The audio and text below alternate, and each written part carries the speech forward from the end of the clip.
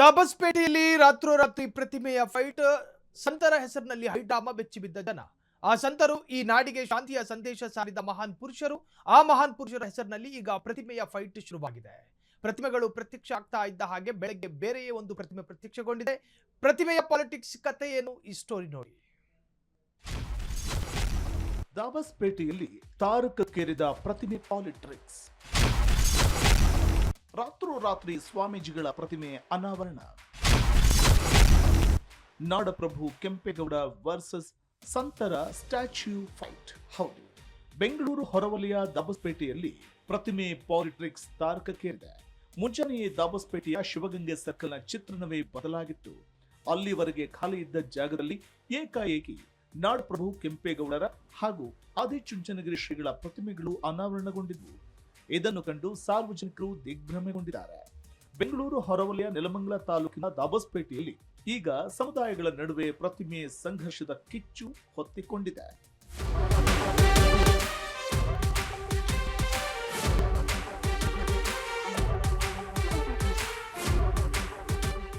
ಅಸಲಿಗೆ ಈ ವಿವಾದ ಶುರುವಾಗಿದ್ದು ಹೀಗೆ.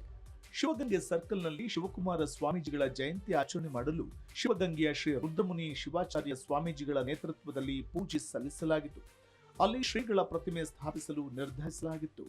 ಆದರೆ ಈ ವಿಚಾರ ತಿಳಿಯುತ್ತಿದ್ದಂತೆ ಅಲರ್ಟ್ ಆದ ಒಕ್ಕಲಿಗ ಸಮುದಾಯದ ನಾಯಕರು ಸದ್ದಿಲ್ಲದೆ ಕಾರ್ಯಾಚರಣೆ ನಡೆಸಿದ್ದಾರೆ. ರಾತ್ರೋರಾತ್ರಿ ನಾಡಪ್ರಭು ಕೆಂಪೇಗೌಡರು ಹಾಗೂ ಶ್ರೀ ಬಾಲಗಂಗಾಧರನಾಥ ಸ್ವಾಮೀಜಿಗಳ ಪ್ರತಿಮೆಯನ್ನು ತಂದು ಅನಾವರಣಗೊಳಿಸಿದ್ದಾರೆ. ಇದು ಎರಡೂ ಸಮುದಾಯಗಳ ನಡುವೆ ಮನಸ್ತಾಪಕ್ಕೆ ಕಾರಣವಾಗಿದ್ದು, ಸ್ಥಳಕ್ಕೆ ದಾಬಸ್ಪೇಟೆ ಪೊಲೀಸರು ಭೇಟಿ ನೀಡಿ ಪರಿಸ್ಥಿತಿ ತಿಳಿಗೊಳಿಸಿದರು. ಒಟ್ನಲ್ಲಿ ರಾಜಕೀಯ ಒಣಪ್ರತಿಷ್ಠೆಗೆ ನಾಡಿನ ಸಂತರ ಹಾಗೂ ನಾಡು ಕಟ್ಟಿದ ದೊರೆಯ ಹೆಸರನ್ನ ಬಳಕೆ ಮಾಡಿಕೊಡ್ತಿರುವುದು ದುರಂತ. ರಾತ್ರೋರಾತ್ರಿ ನಿಯಮ ಬಾಹಿರವಾಗಿ ಪ್ರತಿಮೆಗಳನ್ನ ನಿರ್ಮಾಣ ಮಾಡಿದ್ದು ಸಾರ್ವಜನಿಕ ವಲಯದಲ್ಲಿ ತೀವ್ರ ಚರ್ಚೆಗೆ ಗ್ರಾಸವಾಗಿದೆ.